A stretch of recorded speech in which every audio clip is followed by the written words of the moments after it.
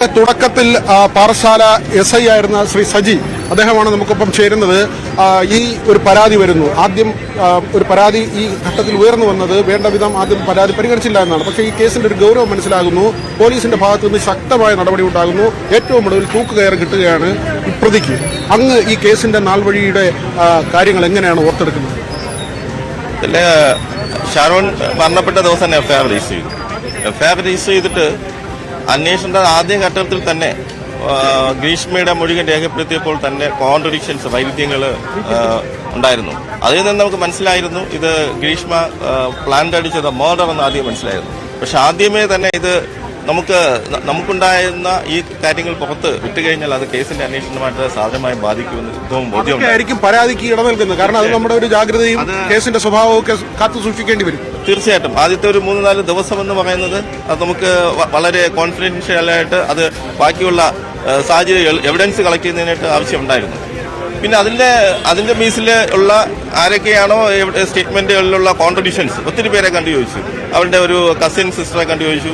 അതുപോലെ തന്നെ അവരുടെ അമ്മാവൻ, അവരുടെ അമ്മ, ഇതിലുള്ള ഒത്തിരി കോൺട്രഡിക്ഷൻസ് വന്ന എല്ലാവരെയുമാണ് സ്പെഷ്യൽ ഇൻവെസ്റ്റിഗേഷൻ ടീം രൂപീകരിക്കുകയും അതിന്റെ കോൺട്രഡിക്ഷൻസ് വന്ന എല്ലാവരെയും ക്വസ്റ്റ്യൻ ചെയ്ത ദിവസമാണിത്.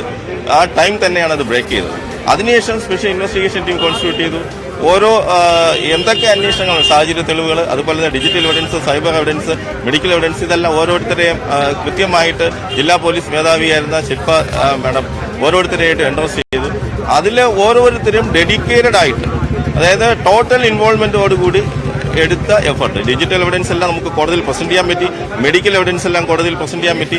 എന്തൊക്കെയാണ് ഒരു പാരക്കൈറ്റ് പോയിസണിങ് ഒരു ബോഡിയിൽ ഉണ്ടാകുന്ന ഇമ്പാക്ട് എന്താണ് എന്ന് വ്യക്തമായിട്ട് എങ്ങനെയൊക്കെയാണ് ഉണ്ടാകുന്നത് അത് തന്നെയാണ് ഈ ഷാരോന്റെ ബോഡിയിലൂടെ ഉണ്ടായതെന്നാണ് ഞാൻ മനസ്സിലാക്കിയത്. കാര്യം എന്ന് പറയുന്നത് ഞാനിത് ഒത്തിരി ഹോംവർക്ക് ചെയ്തിട്ടാണ് പോയത്. നേരത്തെ തന്നെ ഫോറൻസിക് മെഡിസിൻ റിട്ടയറായ വളരെ പ്രശസ്തിയായ ഷെർലിവാസ് മാഡമായിട്ട് മണിക്കൂറുകളോളം ഡിസ്കഷൻ നടത്തിയിട്ടാണ് ഞാൻ ഓരോ ഡോക്ടറുടെയും സ്റ്റേറ്റ്മെന്റ് എടുക്കാനായിട്ട് പോകുന്നത്. അപ്പോൾ നേരത്തെ തന്നെ അത് എനിക്ക് അറിയാമായിരുന്നു എന്താണ് ഇതിന്റെ ഇമ്പാക്ട് എന്ന് മനസ്സിലാകുന്നത്. അത് ഡോക്ടേഴ്സിൽ നിന്ന് നമുക്ക് മാക്സിമം ഔട്ട്പുട്ട് ഉണ്ടാക്കാനും അതിലുപരി ഈ ബുക്സ് തന്നെ എഴുതിയ വളരെയധികം പ്രസിദ്ധമായ ഇന്റർനാഷണലി പ്രസിദ്ധനായ കേരളത്തിലെ തന്നെ ഇന്ത്യയിലെ തന്നെ പ്രസിദ്ധനായ VV പിള്ളെ ഡോക്ടറെ അപ്രോച്ച് ചെയ്യും. അദ്ദേഹം ഇതിൽ എവിഡൻസ് തരാനായിട്ട് സന്നദ്ധയാവുകയും ചെയ്തു. അത് ഒക്കെ നമുക്ക് കോടതിയിൽ വളരെയധികം ഗുണം ചെയ്തു. ഈ കഷായത്തിൽ വിഷം, അതിന്റെ സാന്നിധ്യം അതെങ്ങനെയാണ് കണ്ടെത്താൻ കഴിഞ്ഞത്? ഏത് ഘട്ടത്തിലാണ് ഇങ്ങനെ ഒരു വിഷം ഉള്ളിൽ ചെന്നു എന്ന് തിരിച്ചറിയുന്നത്? വിഷം കഷായത്തിന്റെ വിശദാംശമൊക്കെ ഗ്രീഷ്മ എന്നാ പറയുകയായിരുന്നു. ഈ കഷായത്തിലെ കാപ്പിക് എന്ന് പറയുന്ന കളനാശിനി ചേർത്ത് കൊലപ്പെടുത്തി എന്നാണ് ബ്രേക്ക് ചെയ്യുന്ന സമയത്ത് പറഞ്ഞത്. അതേ ഈ പാരക്കൈറ്റ് എന്താണെന്ന് നമ്മൾ അപ്പോൾ തന്നെയാണ് ഈ ബുക്സുകൾ ഉപയോഗിച്ച് പഠിക്കുകയും അതിന്റെ ബോഡിയിൽ ഉണ്ടാകുന്ന ഇമ്പാക്റ്റുകൾ ആദ്യം മൗത്തിലുണ്ടാകുന്ന സുഖം, ഫസ്റ്റ് ടൈം എന്ന് പറയുന്നത് മൗത്തിലുണ്ടാകുന്ന സുഖം, ഒരു 2 days കഴിഞ്ഞ് കഴിഞ്ഞാൽ അതിന്റെ ലിവർ, കിഡ്നി അത് സാരമായിട്ട് ബാധിക്കും. അവസാനം അത് കുറച്ച് റിക്കവർ ചെയ്യും എന്ന് സ്റ്റേജ് വന്നാലും പക്ഷെ അത് തീർച്ചയായിട്ടും അത് ലങ്സ് ഫുൾ ഡാമേജ് ആയിട്ടുണ്ടാകുന്ന ഡെത്തായിരിക്കും ഈ പാരക്കൈറ്റിൽ സംഭവിക്കുന്നത്. സെയിം തന്നെയാണ് ഇവിടെ ഉണ്ടായിട്ടുള്ളത്. അത് കൃത്യമായിട്ട് ടെക്സ്റ്റ് ബുക്കിൽ എന്തൊക്കെയാണോ പാരക്കൈറ്റ് പറയുന്നത് അത് തന്നെയാണ് ഡെത്ത് ഇവിടെ ഉണ്ടായത്. ഇൻട്രോഗേഷന്റെ ഘട്ടത്തിൽ തന്നെയാണോ പ്രതി ഇതെല്ലാം വെളിപ്പെടുത്തിയത്? അതിനപ്പുറത്തേക്ക് നമ്മുടെ ഒരു ഇൻവെസ്റ്റിഗേഷന്റെ പാർട്ടുണ്ടായിരുന്നു. ഇൻവെസ്റ്റിഗേഷന്റെ പാർട്ടും ഉണ്ടായിരുന്നു. അതുപോലെ തന്നെ അവര് ഈ സമയത്ത് ഈ പ്രതി ആ സമയത്ത് ബ്രേക്ക് ചെയ്യുകയും ചെയ്തതാണ്. ഇവര് സഹകരിക്കാത്ത ഒരു സ്ഥിതി ഉണ്ടായിരുന്നു. ആദ്യം തന്നെ ഇത്രയും വലിയ ബുദ്ധി ഉപയോഗിച്ച ഒരാളാണ്. അപ്പോൾ അതുകൊണ്ട് തന്നെ കാര്യങ്ങൾ മാറ്റി മാറ്റി പറയുക, വഴിതിരിക്കാൻ ശ്രമിക്കുക. ഇന്നിപ്പോൾ കോടതി കണ്ടെത്തിയതുപോലെ അങ്ങക്ക് ഈ ചോദ്യം ചെയ്യലിന്റെ ഘട്ടത്തിലൊക്കെ എന്ത് തോന്നിയിരുന്നു?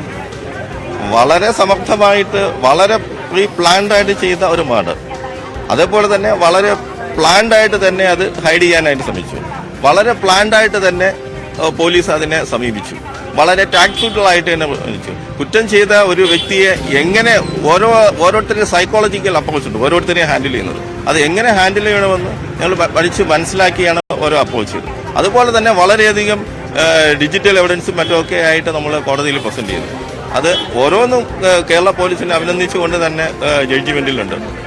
എനിക്ക് തോന്നുന്നു ആദ്യമായിട്ട് ഇത്രത്തോളം സയന്റിഫിക് എവിഡൻസ്, ഡിജിറ്റൽ എവിഡൻസും ഒക്കെ കളക്ട് ചെയ്ത് കോടതിയിൽ എത്തിക്കുന്നു തോന്നുന്നു. അതിനെ കോടതി പരാമർശിക്കുകയും ചെയ്തു. ഇത് കേരള പോലീസിനും അതുപോലെ തന്നെ പ്രോസിക്യൂഷനും ഒക്കെ വളരെയധികം സാറ്റിസ്ഫൈഡ് ആയിട്ടുള്ള ഒരു ദിവസമാണ്. അതായത് വേണമെങ്കിൽ കുടുംബത്തിന് കുടുംബത്തിന് മകൻ നഷ്ടപ്പെട്ടു, പക്ഷേ കുടുംബത്തിന് ചെറിയൊരു ആശ്വാസം എന്ന് പറയുന്നത്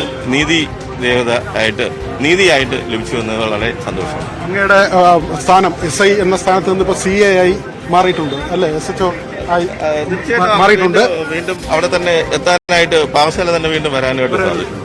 ഏതായാലും GSC അടക്കം മുഖ്യമന്ത്രിയുടെ പ്രശംസയടക്കം DGPയുടെ പ്രശംസയടക്കം നിങ്ങളെ കാത്തിരിക്കുന്നു എന്ന് തന്നെയാണ് മനസ്സിലാക്കുന്നത്. എല്ലാവിധ അഭിനന്ദനങ്ങളും. Thank U.